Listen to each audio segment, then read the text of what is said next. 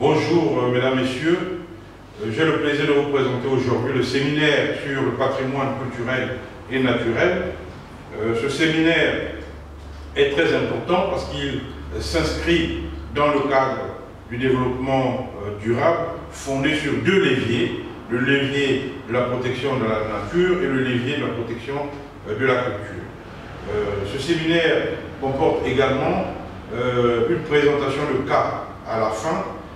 Ce sera donc l'objet de la troisième et dernière partie, précédée en cela par une première partie sur le cadre juridique de la protection du patrimoine culturel et naturel et une deuxième partie sur les enjeux de la protection du patrimoine culturel et naturel. D'abord une question simple. Qu'est-ce que le patrimoine ici? On doit à l'UNESCO la définition du patrimoine tel que nous l'entendons dans le cadre du séminaire, pas forcément en droit civil, une définition qui est déclinée en deux sous-catégories. Il y a le patrimoine mondial de l'humanité et puis le patrimoine culturel immatériel.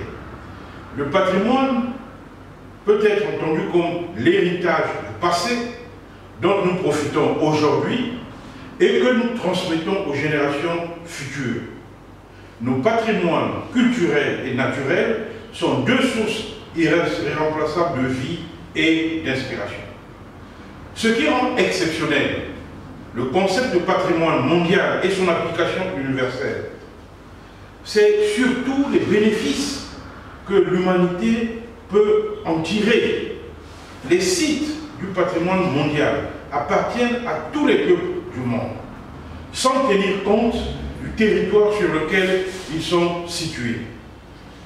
Quant à la notion de culture, elle recouvre deux acceptions. Une acception traditionnelle qui comprend tout ce qui se réfère à la culture savante, la littérature, les arts, l'esthétique, etc.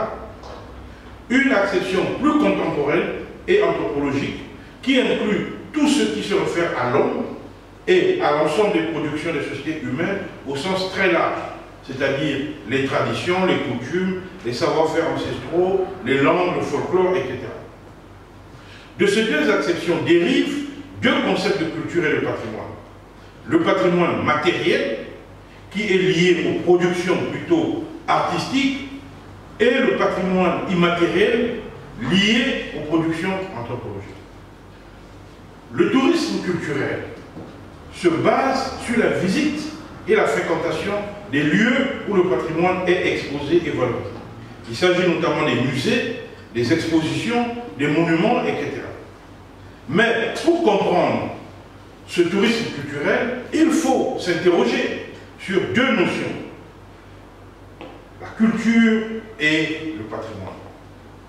À l'heure où le tourisme est un phénomène mondial massif, concernant plus d'1 milliard de personnes par an et générant des revenus annuels d'un montant d'environ 1500 milliards de dollars, la notion de patrimoine mondial, promue par l'UNESCO, acquiert une importance centrale.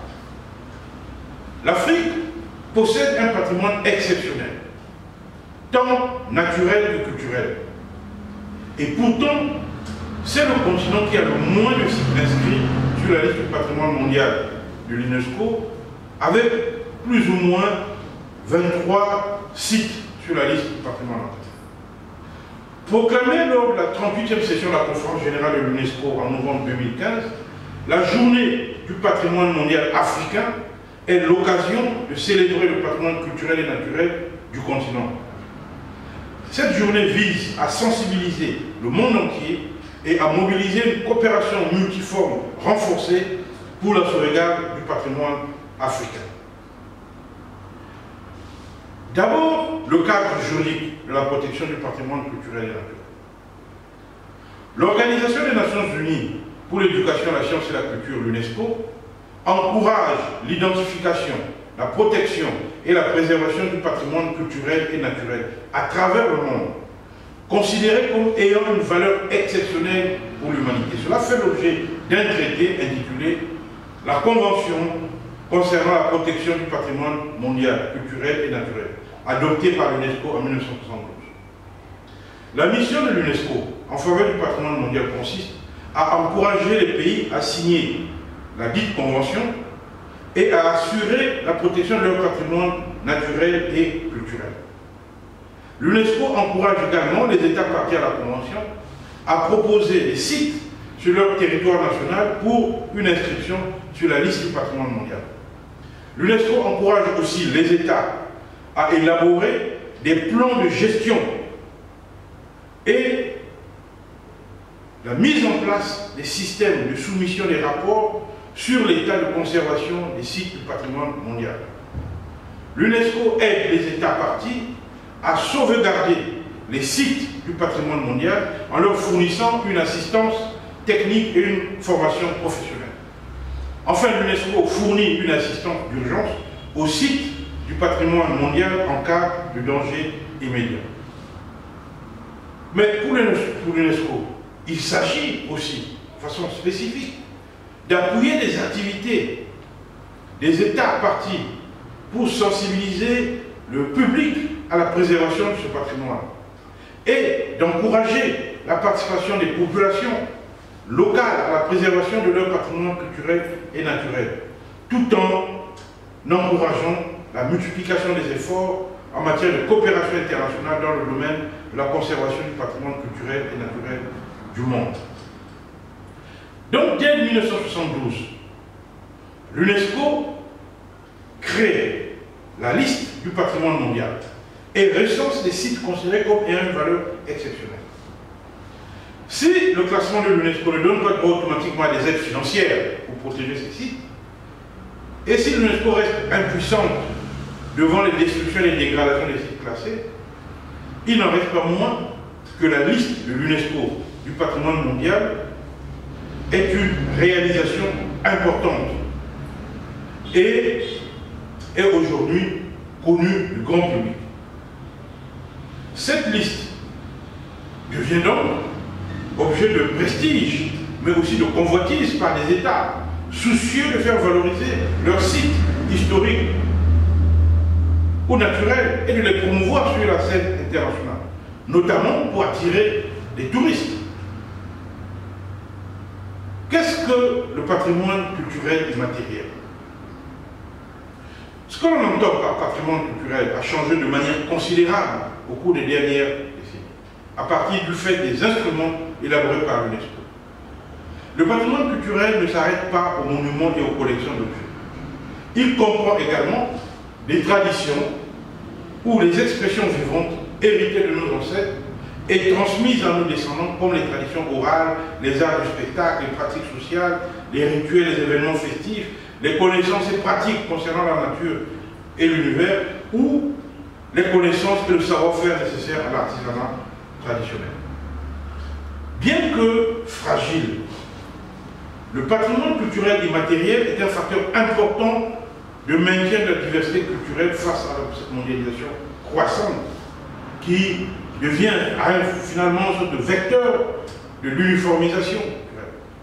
Avoir une idée du patrimoine culturel immatériel de différentes communautés éthiques, d'abord au dialogue interculturel, puis encourage le respect des autres modes de vie.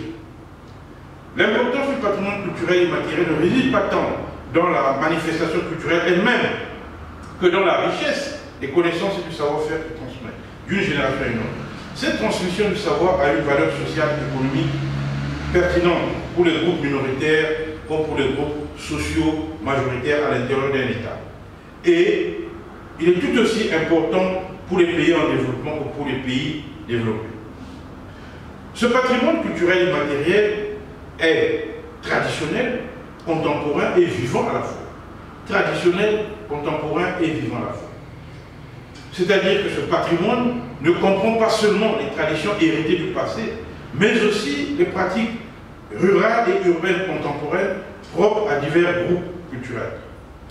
Ce patrimoine est ensuite inclusif. C'est-à-dire, les expressions de notre patrimoine culturel immatériel peuvent être similaires à celles pratiquées par d'autres. Qu'elles viennent du village voisin, d'une ville à l'autre bout du monde, ou qu'elles aient été adaptées par des peuples qui ont émigré et se sont installés dans une autre région du monde, elles font toute partie du patrimoine culturel immatériel, en ce sens qu'elles ont été transmises de génération en génération, établissant un lien entre notre passé et à travers le présent, notre futur. Ce patrimoine est aussi représentatif. En d'autres termes, le patrimoine culturel immatériel n'est pas seulement apprécié en tant que bien culturel, à titre comparatif par son caractère exclusif ou sa valeur exceptionnelle. Il se développe à partir de son enracinement dans les communautés et dépend de ceux dont la connaissance et tradition, les savoir-faire et les coutumes est transmise au reste de la communauté, de génération en génération ou à d'autres communautés. Ce patrimoine est aussi fondé sur les communautés, c'est-à-dire qu'il ne peut être patrimoine que lorsqu'il est reconnu comme tel par les communautés, groupes et individus qui le créent, l'entretiennent et le transmettent. Sans leur avis, personne ne peut décider à leur place si une expression, une pratique donnée fait partie de leur patrimoine. On voit donc qu'il s'agit de quelque chose d'essentiel qui touche à la vie de l'humanité, à la vie de chaque communauté, de chaque pays. La Convention sur le patrimoine culturel et immatériel de l'UNESCO présente le cadre juridique essentiel pour assurer cette protection. Cette convention touche le domaine du patrimoine matériel, immatériel et naturel et constitue donc un outil essentiel. Parmi les principaux instruments juridiques que l'on peut citer, nous avons donc la Convention sur la protection du patrimoine mondial culturel et naturel de 1972. Nous avons la Convention pour la sauvegarde du patrimoine culturel immatériel de 2003. Nous avons la Convention sur la protection et la promotion de la diversité des expressions culturelles de 2005. Alors il faut retenir ces textes. Ce sont des textes très importants. C'est-à-dire la Convention de 1972, la Convention de 2003 et la Convention de 2005. Trois instruments juridiques importants qui constituent l'ossature juridique internationale de la protection du patrimoine culturel et naturel. La Convention concernant la protection du patrimoine mondial culturel et naturel de 1972, la Convention sur la sauvegarde du patrimoine culturel immatériel de 2003 et la Convention sur la protection de la promotion de la diversité des expressions culturelles de 2005. Donc trois instruments importants. La Convention de 1972 assure donc la conservation du patrimoine immobilier et des lieux, qu'ils soient culturels ou naturels, consolide la valeur universelle exceptionnelle de ce patrimoine et aide à définir la valeur, souvent en limitant les changements. La Convention de 2003 sur le patrimoine immatériel sauvegarde les expressions, les savoir-faire, les pratiques pour les connaissances. Les communautés y trouvent les procédures pour identifier le patrimoine culturel immatériel. Les détenteurs créent et transmettent de sorte que les patrimoines culturels immatériels changent au fil du temps. La Convention de la diversité culturelle de 2005, quant à elle, protège les activités, les biens et les services culturels en tant que produits, garantit la diversité des expressions culturelles et les créations individuelles et met l'accent sur les industries culturelles, la diffusion et le développement. Donc il est important d'avoir à l'idée que ces trois conventions sont importantes. Et je vous conseille donc vivement de les télécharger pour les avoir avec vous. La Convention de 2003 a les organes suivants. Il y a le comité intergouvernemental, composé de 24 États membres, qui met en œuvre la Convention. Il y a l'Assemblée générale, qui est l'organe souverain de la Convention, c'est-à-dire composé de tous les États partis. Puis il y a le secrétariat de l'UNESCO qui apporte son concours et son assistance à la mise en œuvre de la Convention. Cette Convention de 2003 sur le patrimoine immatériel, il y a des directives opérationnelles. Ces directives opérationnelles guident la mise en œuvre de la Convention, contiennent des règlements et procédures pour les listes et le fonds du patrimoine immatériel. Ces directives sont préparées par le comité puis approuvées par l'Assemblée générale. Quant au fonds du patrimoine immatériel, il soutient principalement la sauvegarde, la préparation d'inventaire, le renforcement des capacités. Les États parties versent donc une contribution à ce fonds. Certains États versent même des contributions supplémentaires pour pouvoir appuyer parfois certains projets spécifiques. Quelles sont les obligations des États parties? Sauvegarder donc le patrimoine culturel et immatériel sur leur territoire, faire participer les communautés à l'identification et à la sauvegarde, identifier, définir et dresser des inventaires du patrimoine culturel et immatériel présent sur leur territoire, contribuer au fonds et présenter les rapports au comité. Voilà les obligations principales des États au titre de cette convention. Quant aux bénéfices que l'État peut en tirer, il y a d'abord la sauvegarde, il y a l'assistance internationale, la possibilité de préparer les listes, des inscriptions en liste, la coopération internationale, le partage des compétences et la participation aux organes de la Convention.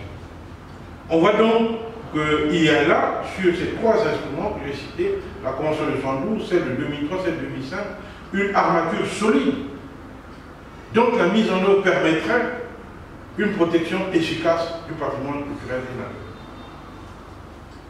Alors, voyons maintenant, au-delà de cette ossature juridique, que je vous invite donc à approfondir en relisant les trois instruments juridiques et en relisant sur le site de l'UNESCO les commentaires qui y sont associés. Je vous invite donc dans cette deuxième partie à discuter des enjeux de la protection du patrimoine culturel et naturel. Deuxième partie, les enjeux de la protection du patrimoine culturel et naturel. À la liste du patrimoine naturel, qui comporte aujourd'hui plus de 1000 sites, s'est ajoutée en 2003 la liste du patrimoine immatériel. Donc, il y a la liste du patrimoine naturel, puis il y a la liste du patrimoine immatériel, qui rassemble donc non pas des sites physiques, mais des pratiques, traditions, danses, coutumes et savoir-faire traditionnels.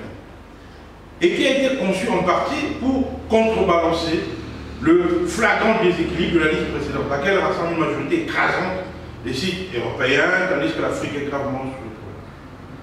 Donc, la liste du patrimoine naturel comprend les sites physiques, mais la liste du patrimoine immatériel comprend tout ce qui est tradition, danse, coutume, savoir traditionnel, etc. Et l'Afrique compte surtout les sites naturels, tandis que l'Europe regorge de sites classés culturels, c'est-à-dire les églises, les châteaux, tout ça, qui sont déjà bien mis en valeur et n'ont pas forcément besoin d'une protection supplémentaire. Enfin, l'UNESCO a créé en 1995 un registre appelé Mémoire du monde, qui recense les éléments importants et parfois menacés ou fragiles du patrimoine documentaire de l'humanité. Donc, Mémoire du monde, c'est là encore quelque chose de spécifique, c'est un registre qui recense les éléments qui sont les éléments documentaires, les documents importants, qui doivent être protégés, pour qu'ils disparaissent. Or, ces mécanismes en apparence consensuels et propres à susciter le sentiment pour les peuples d'avoir un patrimoine culturel commun à préserver, entraînent au contraire, en bien des cas, sinon des conflits, du moins des luttes de pouvoir, des rivalités qui témoignent que les questions de patrimoine sont détournées à des fins économiques, politiques, voire géopolitiques.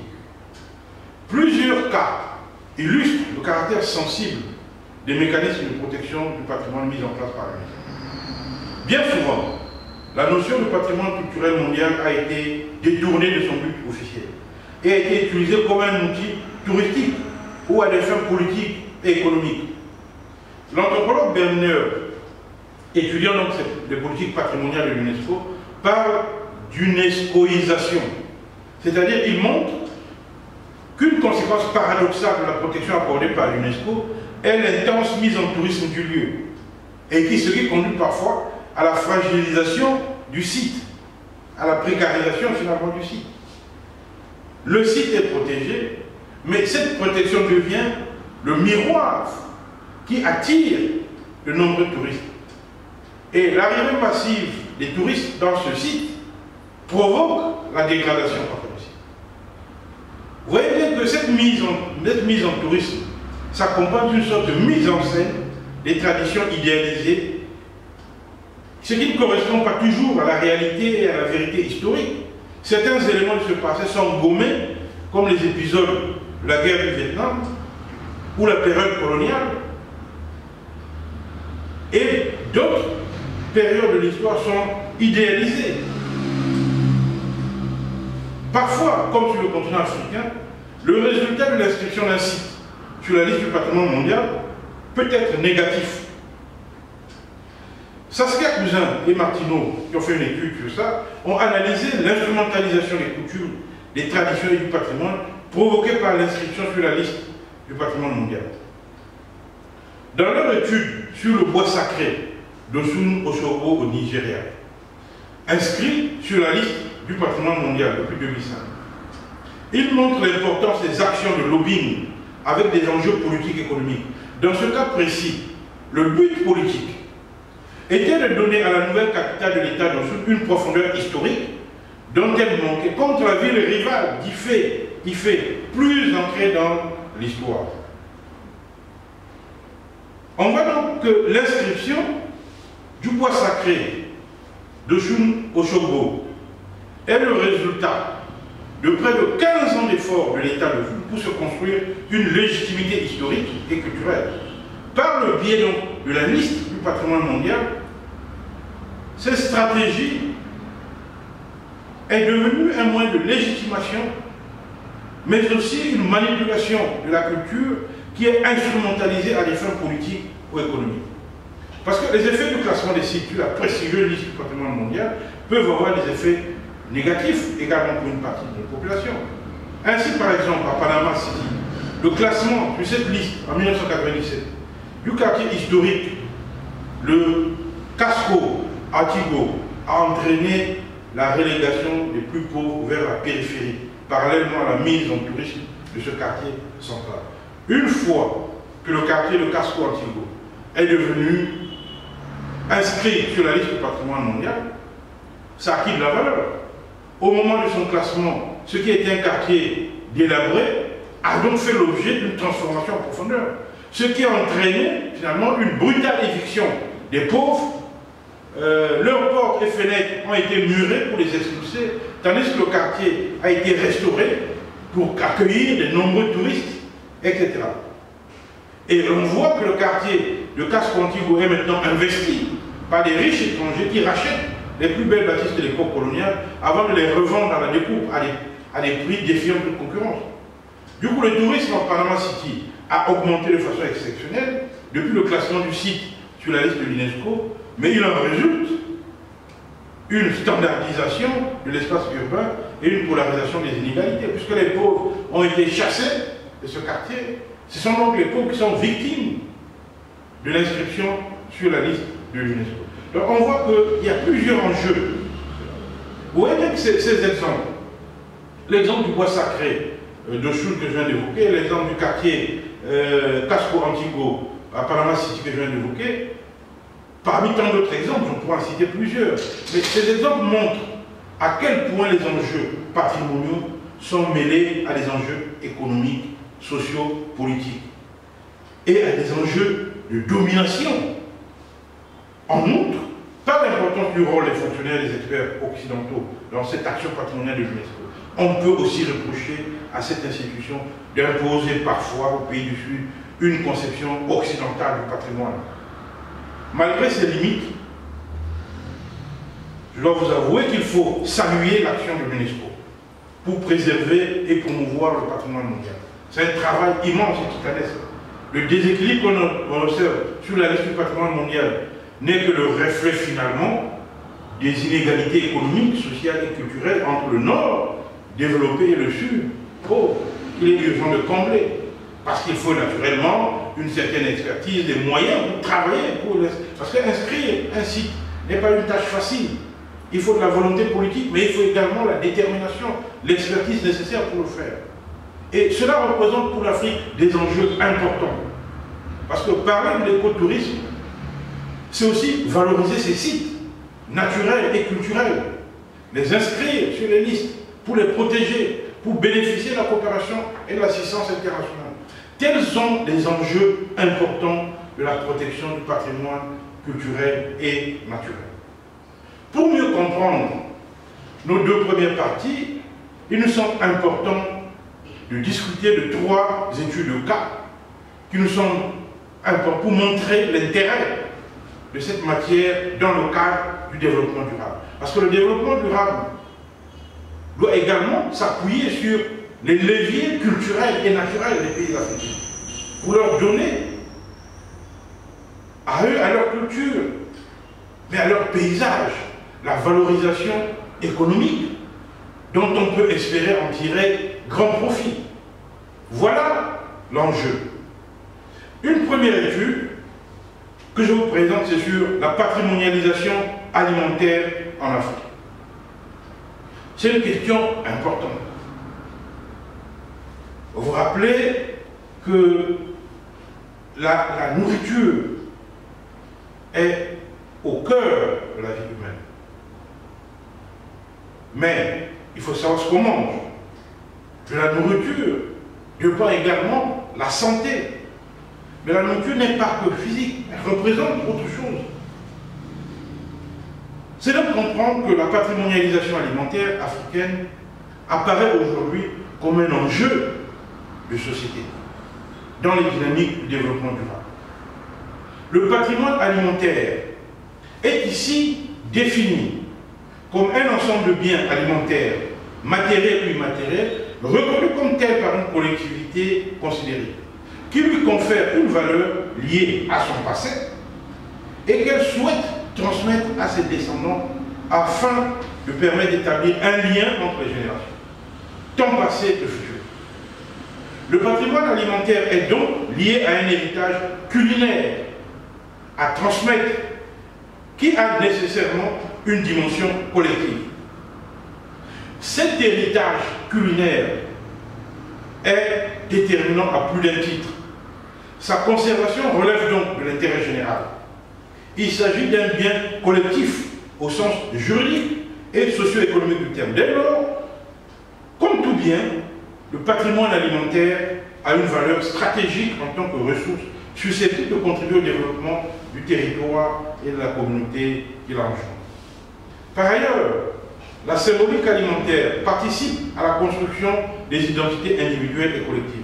Car malgré la mobilité des hommes et la globalisation des échanges socio-économiques, il faut toujours être et se sentir de quelque part pour agir et être reconnu. Comme pour dire, dis-moi ce que tu manges, je te dirai qui tu es. C'est donc très important pour l'Afrique.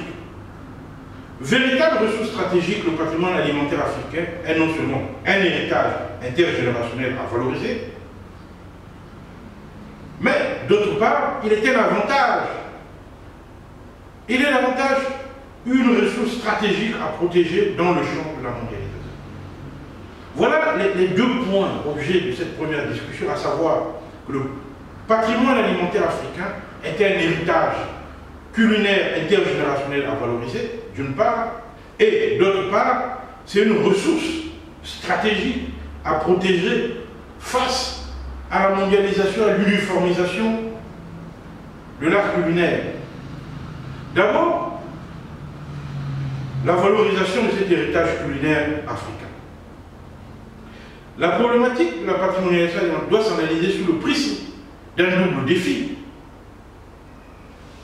Sans que la question de l'accessibilité ne soit résolue pour une partie importante des populations africaines, ils doivent répondre aux nouvelles contraintes et enjeux autour de la qualité des aliments, pour autant que les moyens vont le permettre.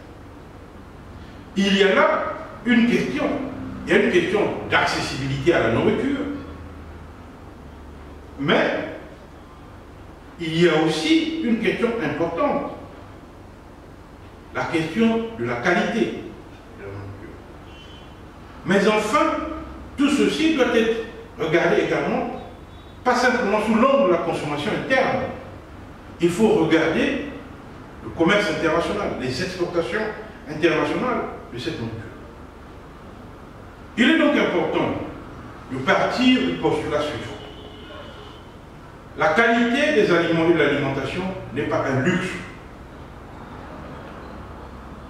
Le droit à l'alimentation n'est pas un luxe, c'est un droit de l'homme. Le droit à l'alimentation est un droit de l'homme, garanti par le pacte sur les droits économiques, sociaux et culturels. Donc, toute personne doit avoir accès à la nourriture en quantité et en qualité suffisante. D'où l'intérêt d'un questionnement sur les conditions normatives et les dispositifs institutionnels qui doivent permettre une transmission authentique de l'héritage culinaire africain aux générations futures, sans travestir parallèlement les identités alimentaires qui sont porteuses de symboles culturels et spirituels profonds. Donc, il y a le droit à l'alimentation pour chacun, en quantité et en qualité suffisante, garantie par l'État.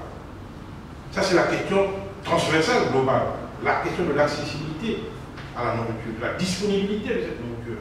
Mais il y a aussi d'autres enjeux derrière la nourriture. Parce que l'être humain n'est pas simplement un ventre à remplir, donc il y a d'autres enjeux. Quelles sont donc les conditions normatives, les règles et les dispositifs institutionnels qui vont protéger donc ce patrimoine, cet héritage culinaire africain, afin qu'il ne soit pas travesti, pour qu'il conserve sa symbolique et le fond spirituel qui transparaît derrière cet art culinaire. Ainsi, l'approche de la valorisation du patrimoine alimentaire intergénérationnel s'inscrit donc dans une perspective de développement durable. Le développement durable passe par la protection du patrimoine alimentaire africain et par la reconnaissance d'un droit fondamental à une alimentation de qualité et en quantité. Ces deux questions sont liées. La composition et les caractéristiques des aliments, la santé du consommateur, son identité culturelle, les dynamiques des territoires, l'évolution des productions et des producteurs, telles sont des questions qui doivent être abordées pour assurer véritablement la valeur du patrimoine alimentaire. Cet éclairage gagne en intensité dans la période actuelle, qui est celle, comme vous le savez, comme c'était appelé, de la malbouffe, de la remise en cause du modèle de développement agricole, de la remise des attaques sauvages contre les petits fermiers, les communautés, avec l'accaparement des terres, pour produire une alimentation de masse et standardisée. Or, la patrimonialisation alimentaire africaine ne peut se détourner de ces enjeux cruciaux autour non seulement de la santé, la sécurité sanitaire des aliments, mais aussi surtout de la sécurisation des consommateurs, tant en ce qui concerne la toxicité des produits que le pouvoir d'achat, sans oublier tous les problèmes environnementaux et la protection de la biodiversité. Voilà des enjeux qui sont importants, sur lesquels nous devons nous appesantir. Pourquoi? Parce que la nourriture est aussi partage. Savoir ce qu'on mange est important, mais savoir comment, avec qui on mange l'est aussi. Qui sont les convives? Comment est composé le convivium, pour reprendre cette idée? Parce que la nourriture va bien au-delà des besoins alimentaires physiques. La nourriture scelle le lien de sang, cristallise les valeurs et vous renvoie à vos aïeux, à votre passé. Comme certains diront, la cuisine de la grand-mère. Le patrimoine alimentaire est également porteur des rites dans lesquels les individus en société se reconnaissent. Tel mange la vipère pour telle raison, tel mange ceci pour telle raison. Voyez-vous, les individus acceptent les sacrifices nécessaires pour que la vie continue. Donc une fois le patrimoine alimentaire posé comme valeur sociale fondamentale, nous pouvons regarder quels sont les dispositifs institutionnels qui accompagnent cela. Parce qu'il faut savoir comment protéger cette valeur fondamentale qu'elle a. Alors, en termes de protection stratégique, je dirais que pour que le modèle alimentaire africain apporte une protection suffisante et préférable aux Africains, face aux invasions culinaires mondialisées, McDo et consorts, les dispositifs institutionnels doivent résoudre un problème posé de manière très simple. Le produit alimentaire africain doit être choisi par le consommateur africain. Alors comment? Qu'est-ce qui va motiver le consommateur africain à choisir le produit africain? Parce que ce n'est pas simplement une question de bonne volonté. Ce n'est pas seulement une question de goût. Mais il y a d'autres enjeux. Il y a de mon point de vue deux conditions à remplir. D'abord, et c'est une évidence, que le produit soit accessible au consommateur. Ça, c'est une première évidence. Un produit qui n'est pas accessible, qui n'est pas disponible, ben, on ne peut pas le choisir. C'est une évidence.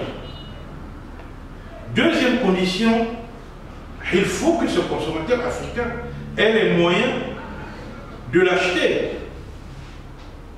C'est-à-dire un produit peut être là, mais si on n'a pas les moyens de l'acheter, on ne le choisira pas. Donc il faut réfléchir à ces deux conditions. L'accessibilité et la disponibilité du produit alimentaire et la capacité financière du consommateur africain à mettre le prix pour acheter ce produit.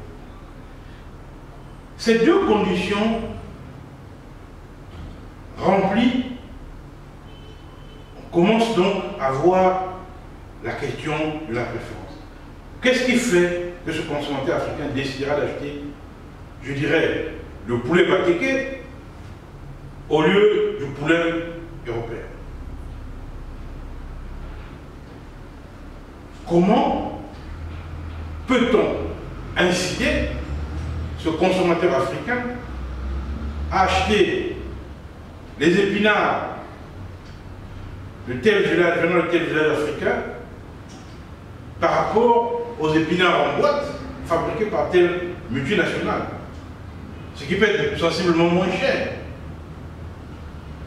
Pourquoi, par exemple, va-t-on préférer le poivre de Penja, du Cameroun, par rapport au poivre indien, qui peut être facilement accessible en Afrique, compte tenu des importations invasives venant de l'Inde, et vendues à bas prix, parfois par dumping? Voyez-vous, il est certain que le contexte caractérisé par les peurs mondiales autour, notamment les pandémies véhiculées par les aliments, rend les consommateurs plus sensibles à l'impact des aliments sur le sang. Mais ceci d'ailleurs n'est pas nouveau. Depuis toujours, on a associé la nourriture à la santé. Et on trouve dans la nourriture des propriétés médicales aux aliments.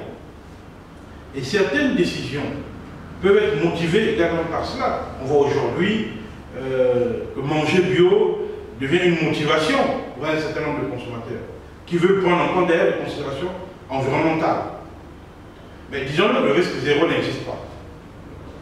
Dans le domaine agricole et agroalimentaire, on a pu exister des zones reconnues pour l'élaboration des produits différenciés, etc. Il y a toujours eu quelques soucis. Mais ça, il faut aussi prendre en compte les normes sanitaires. Donc,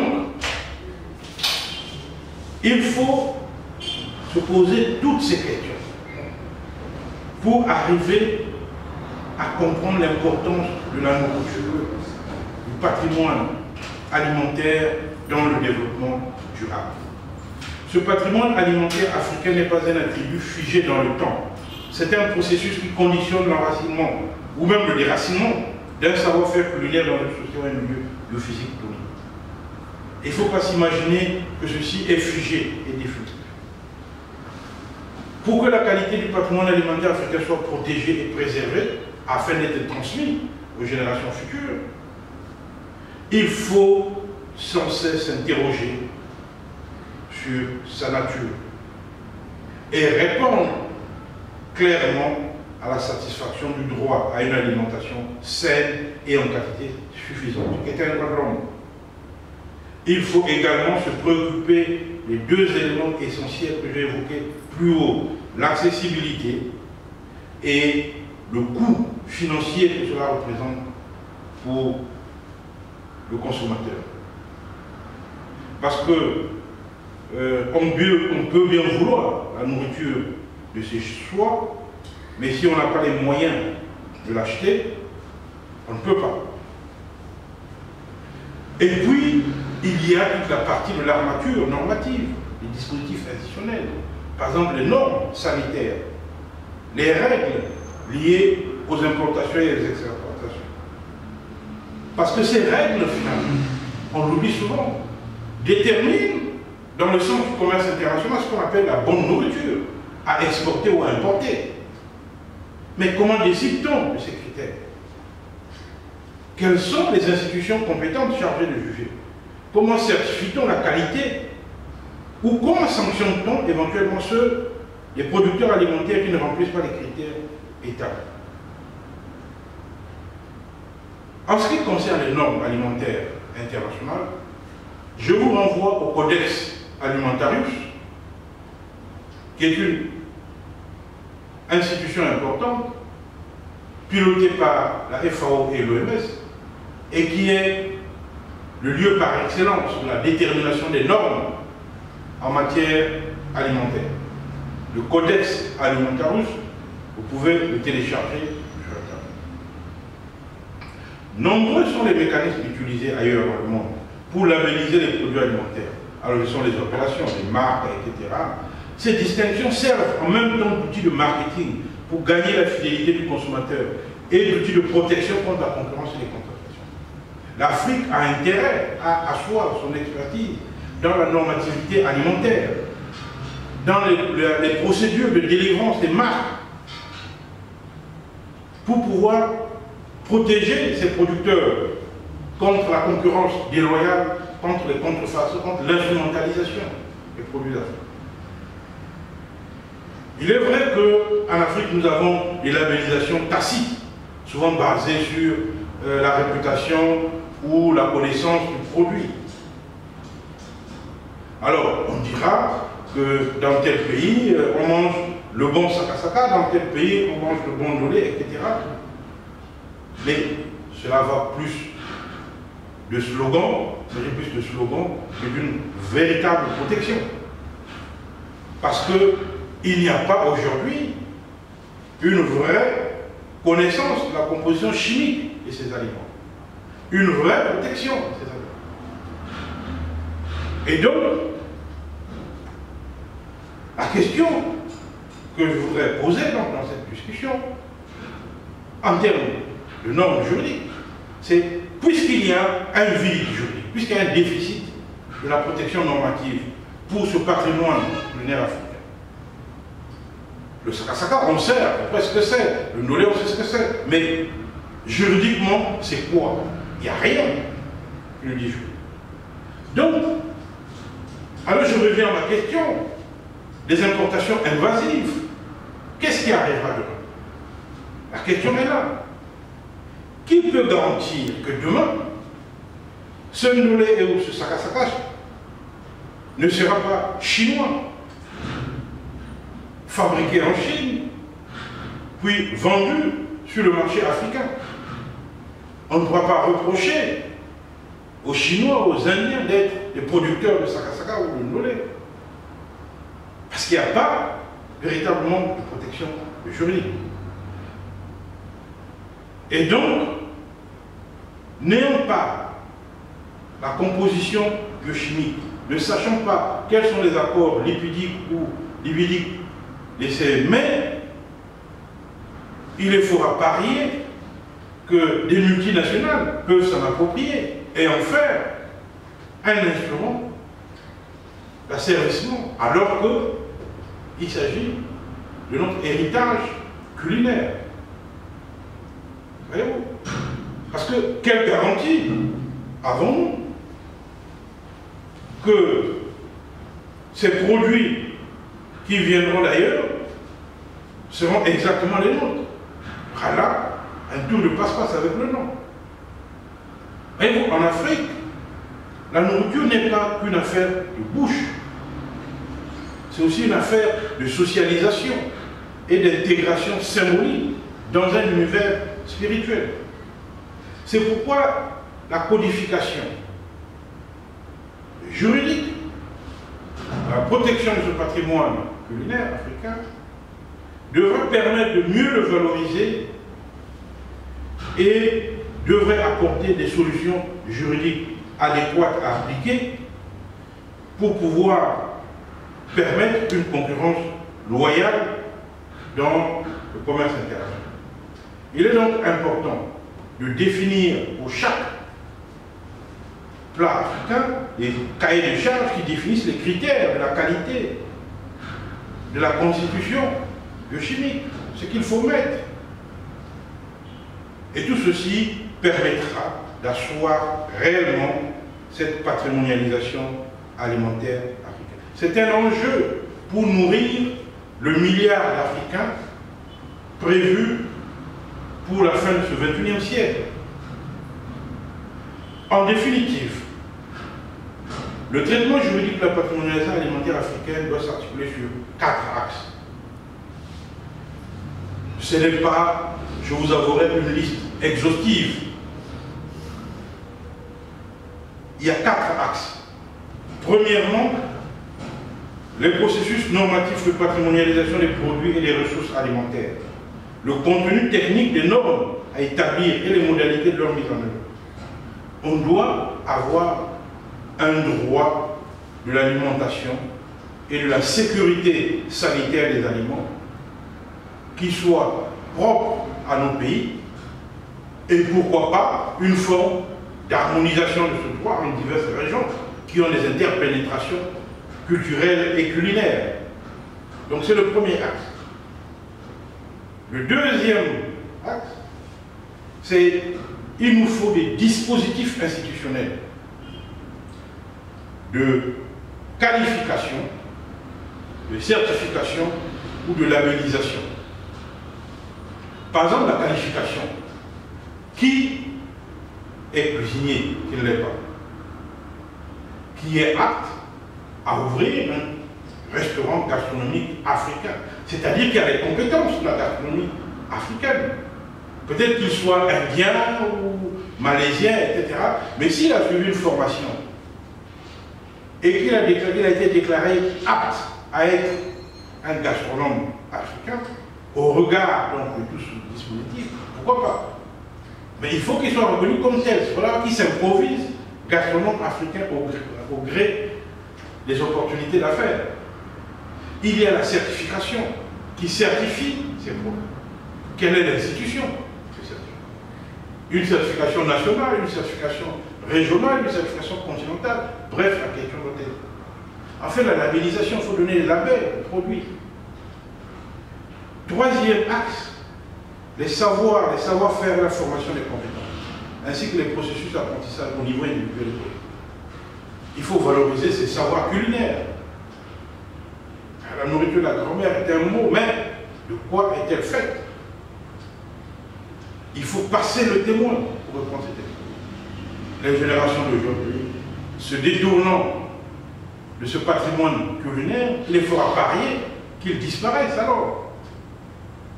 Il faut donc une formation compétente.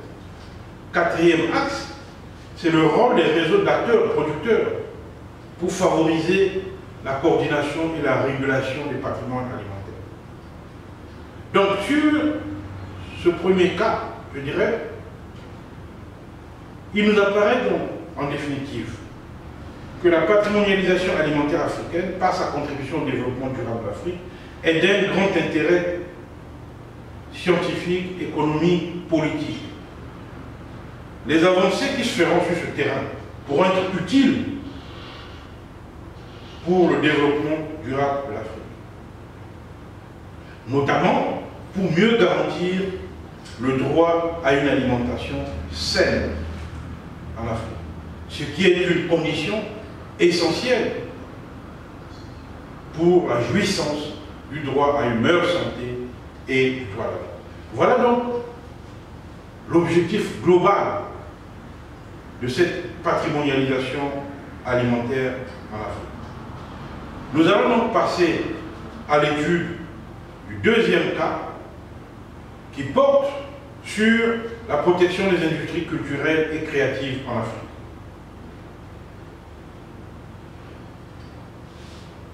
J'ai fait une communication sur ce point qu'on peut rechercher sur Internet, sur la protection des industries culturelles et créatives en Afrique. Je reprends ici d'ailleurs l'essentiel de cette communication en disant que depuis trop longtemps, le paradigme développementaliste est fondé essentiellement en Afrique sur l'exploitation des ressources naturelles. C'est-à-dire que le développement de l'Afrique est conçu ou ne se conçoit qu'à travers l'exploitation du bois, du pétrole, des minerais, etc. Mais on constate que cette voie a connu plusieurs échecs et rencontre beaucoup de difficultés, notamment avec la volatilité des cours internationaux des matières premières. Le prix des matières premières monte, mais s'effondre également. Et il y a là une insécurité financière pour les États. Or, malgré le constat d'échec de cette politique fondée exclusivement sur l'exploitation des ressources naturelles, les prescripteurs du développement, qu'il s'agisse des organisations internationales ou de certains experts internationaux, continuent de penser que la voie de l'industrialisation par la transformation des mêmes ressources naturelles, des mêmes matières premières, générera une diversification de l'économie et favorisera le développement durable.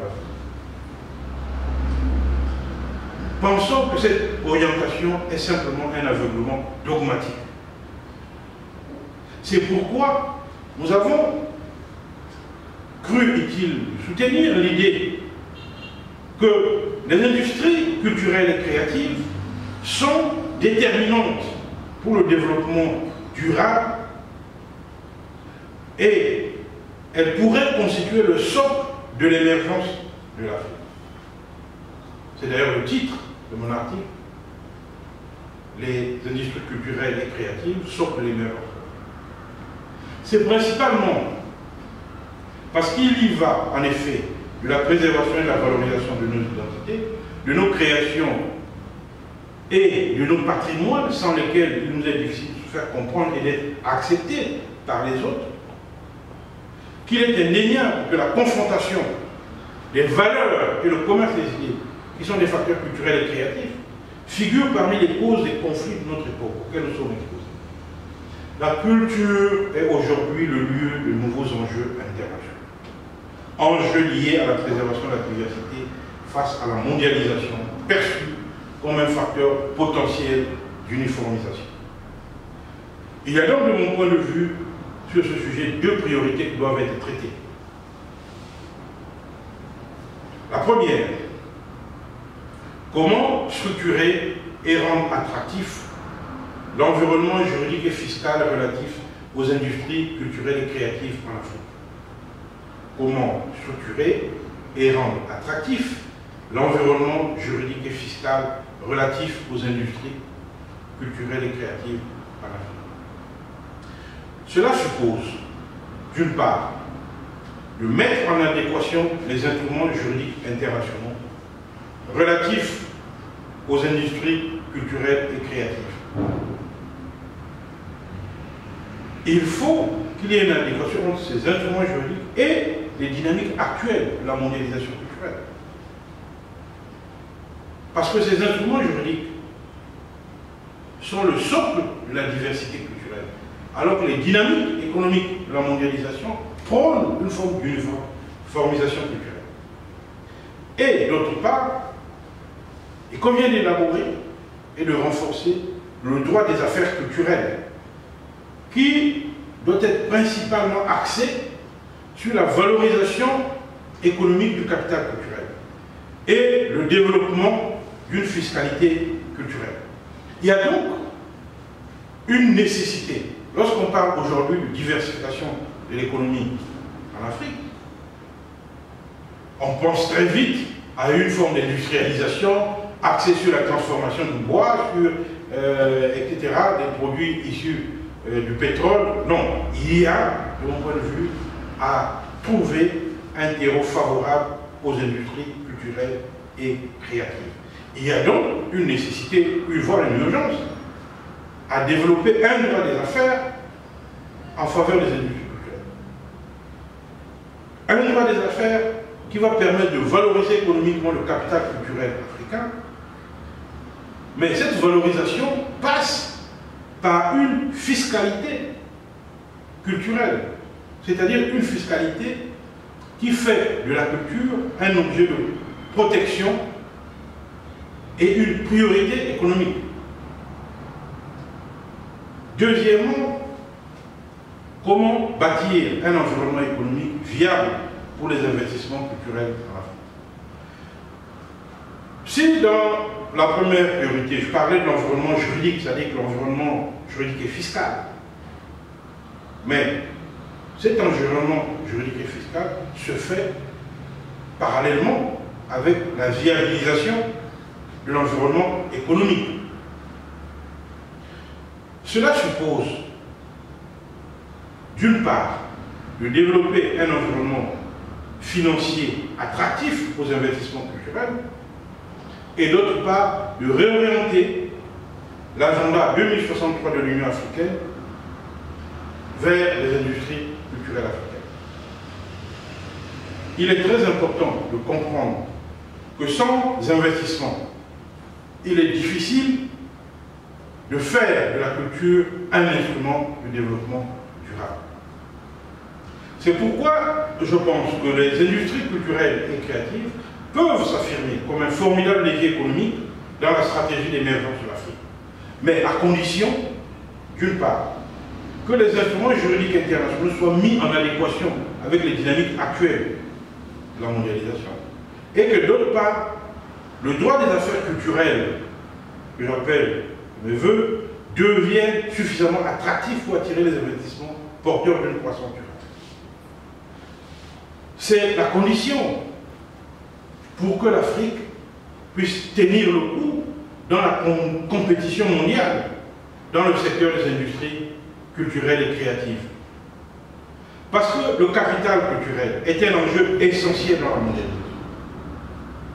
Même si sa prise en compte comme ressource pour le développement est assez récente.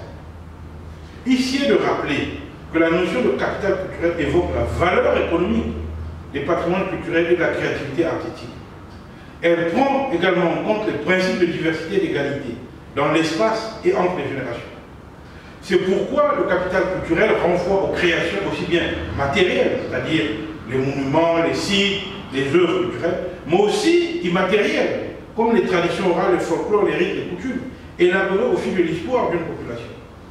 Et la pluralité de ces expressions culturelles, la diversité de ces expressions culturelles, se traduit par la diversité des patrimoines et par la richesse des contenus découlant de la créativité, susceptible alors de créer de la richesse et du travail via la production et l'exploitation de la propriété intellectuelle. Mais si la valeur économique des cultures et des arts est ici mise en avant, la culture dans sa diversité ne saurait se réduire à sa dimension économique. Elle représente tout autant un facteur puissant d'intégration sociale et de dialogue interculturel. C'est pourquoi la prise en charge juridique des activités culturelles et créatives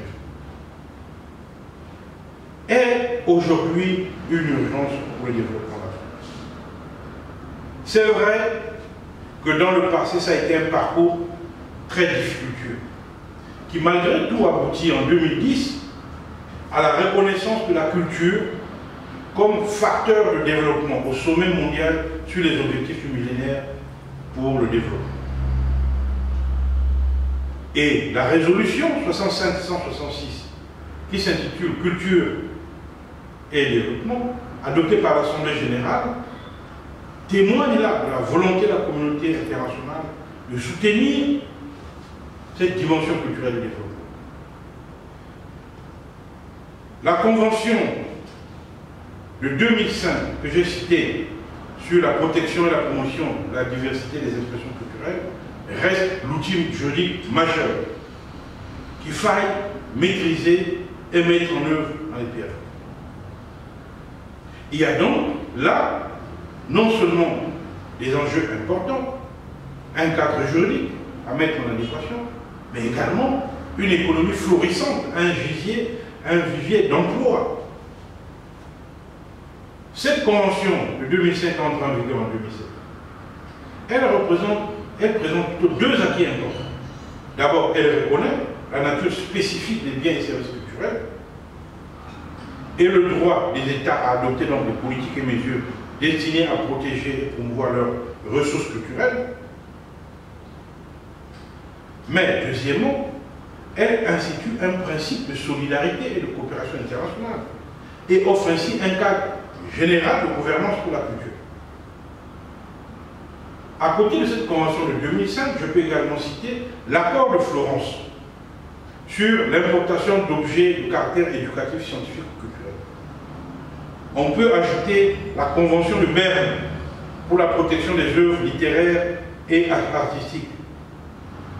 S'y ajoute également la convention pour la protection des producteurs de phonogrammes contre la production non autorisée de leurs phonogrammes. Il faut aussi ajouter le traité de l'Organisation mondiale de la propriété intellectuelle sur le droit d'auteur, la Convention universelle sur le droit d'auteur, mais surtout, n'oublions pas, l'accord APIC, l'accord sur les droits de propriété intellectuelle dans le commerce de l'Organisation mondiale du commerce. Voilà, toute cette ossature juridique devrait être la base de l'émergence d'un droit africain des affaires culturelles. Il est vrai qu'au niveau régional africain, il y a le plan d'action de Dakar pour la promotion des cultures et des industries culturelles, qui a été adopté le 20 juin 2003 par les ministres des ACP.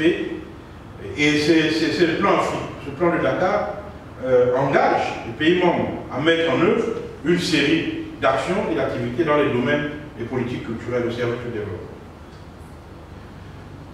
Ce plan de Dakar 2003 a été actualisé par le plan d'action de Nairobi pour le développement des industries culturelles et créatives en Afrique. Donc le plan d'action de Nairobi, lui qui vient actualiser donc le plan de Dakar, a deux nouveaux paramètres.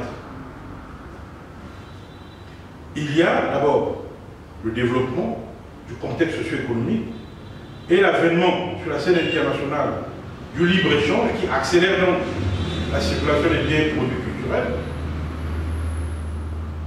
notamment dans le cadre de l'Organisation mondiale du commerce. Alors, pour cristalliser donc cette stratégie de Nairobi, les États africains, dans le cadre de l'Union africaine, et c'est très important donc, ont adopté le 23-24 janvier 2006 à Khartoum au Soudan ce qu'on appelle la charte de la renaissance culturelle africaine. La charte de la renaissance culturelle africaine. Et cette charte prévoit dans son article 3, alinéa G, que les États africains doivent intégrer les objectifs culturels dans leur stratégie du développement. Voyez-vous, on arrive donc à la démonstration que l'intégration des industries culturelles et créatives, la priorité accordée aux industries culturelles et créatives, dans le cadre du développement durable et de l'émergence de l'Afrique, n'est pas une question simplement de bonne volonté. C'est une obligation juridique pour tout État africain, sous réserve naturellement qu'il ait ratifié la charte de la Renaissance culturelle. C'est une obligation juridique qui découle de cette charte, mais qui découle également des autres instruments juridiques internationaux que je viens de citer, et qui est planifié par le plan d'action de Dakar, actualisé par le plan d'action de Nairobi. On voit bien qu'il y a une architecture juridique qui existe en Afrique pour asseoir les industries culturelles et créatives. Mais on ne peut que déplorer que cette architecture juridique soit insuffisamment exploitée, sinon méconnue. La reconnaissance de la diversité culturelle en Afrique se fait peu dans le brouillard et perd un peu de son effectivité. Du coup, l'Afrique, malgré cette armature juridique, est dominée, s'incline derrière d'autres puissances et fait face aux importations invasives des produits culturels. On voit aujourd'hui, en matière de télévision, que les Africains sont dominés sur le plan télévisuel. Or, cette domination télévisuelle engendre d'autres formes de domination musicale, théâtrale, romanesque, culinaire, etc.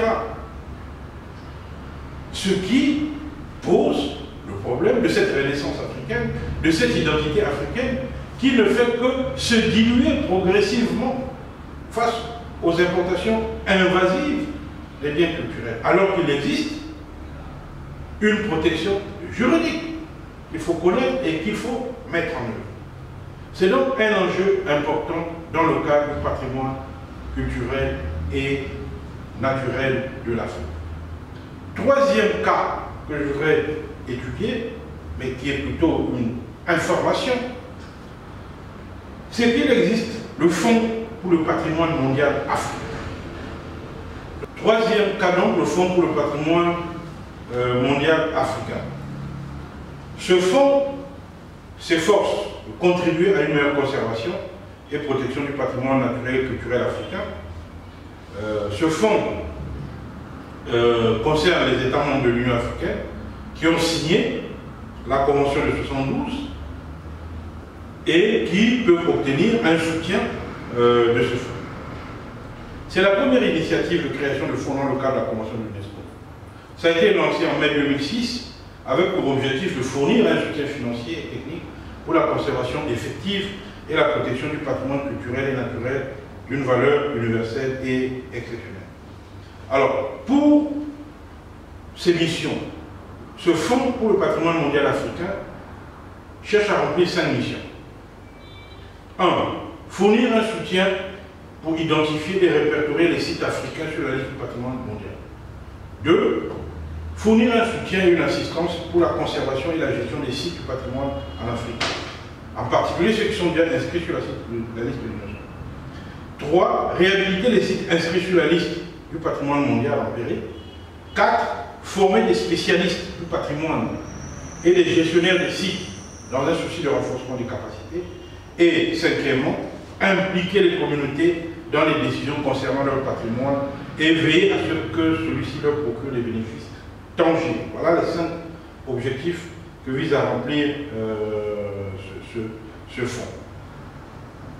Il est donc important pour ceux qui sont porteurs de projets dans le domaine culturel et naturel de rechercher auprès de ce fonds des soutiens financiers qui peuvent leur permettre, puisqu'il y a des projets qui peuvent être soutenus par ce fonds.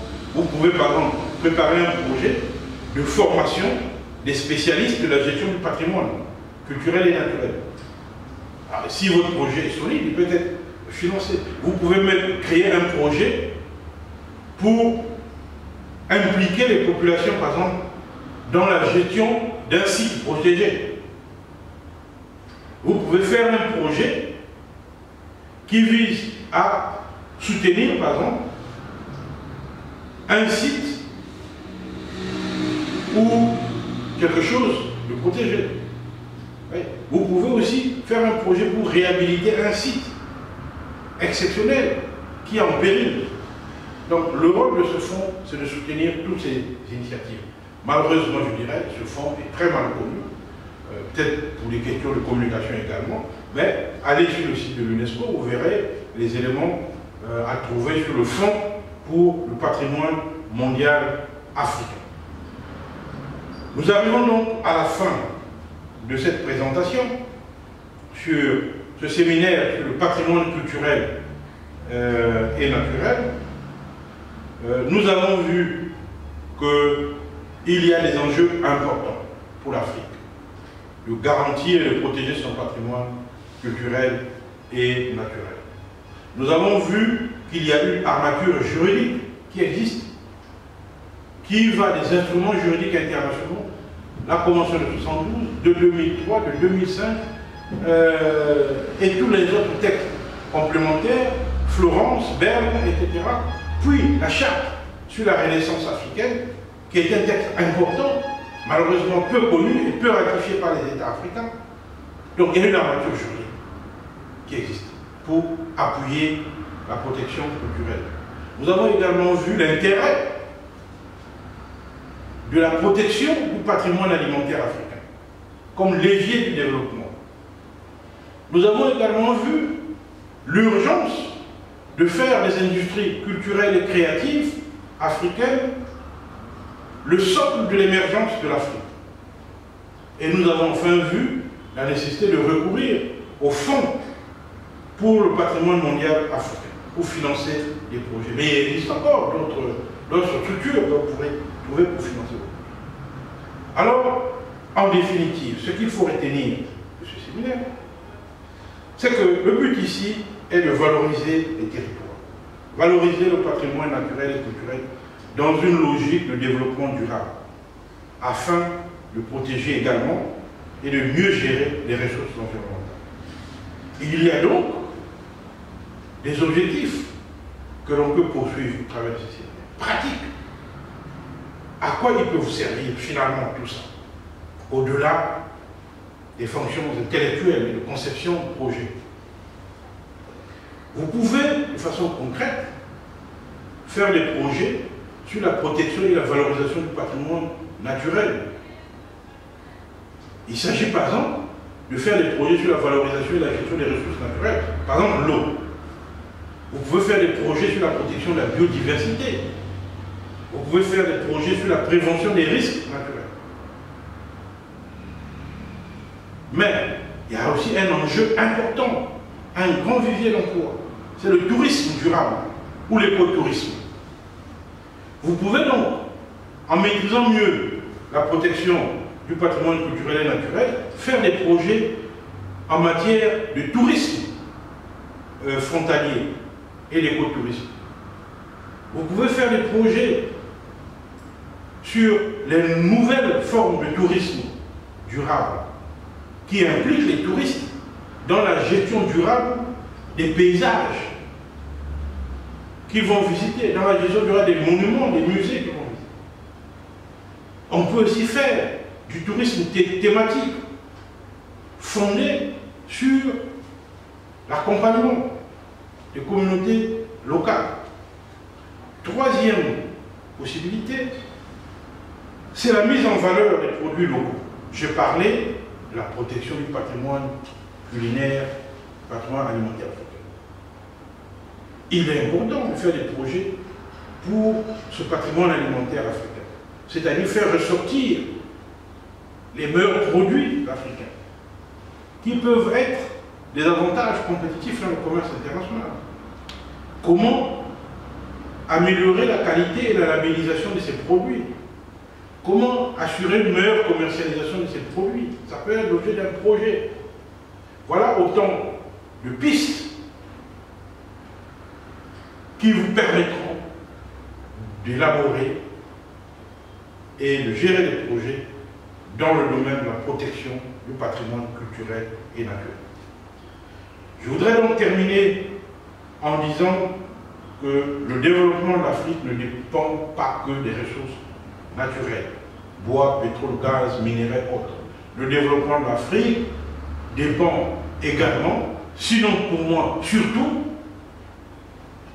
du développement et de l'exploitation des industries culturelles et créatives. Je vous remercie pour votre aimable attention.